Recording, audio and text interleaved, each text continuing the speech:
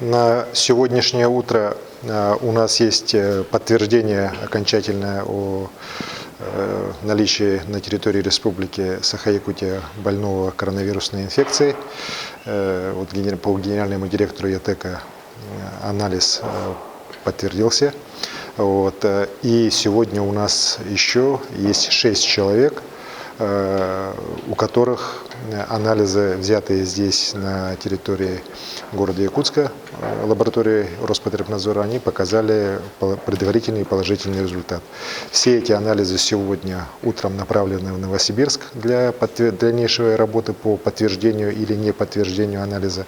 И результаты их ждем мы уже на следующей неделе.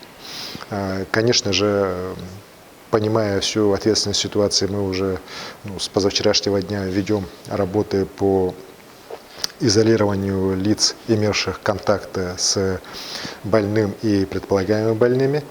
Хочу сказать, что в WhatsApp, к сожалению, опять же, распространяют недостоверную информацию о том, что некоторые из лиц с пока еще не подтвержденными положительными результатами покинули территорию республики, находятся в районах и так далее. Это вранье. Все эти лица находятся уже в больнице на строгом карантинном режиме, и уже сегодня многие проходят курс лечения.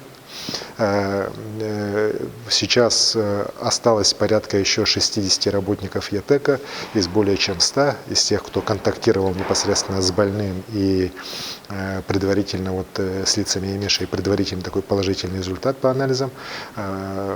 Эти 60, я думаю, что в течение сегодняшнего дня или сами обратятся в органы здравоохранения, или уже наши бригады медицинские смогут на них выйти, и они тоже будут помещены не в больницу, а в обсерватор, где уже в дальнейшем пройдет их тестирование и проведение анализов на наличие и неналичие предварительно коронавирусной инфекции.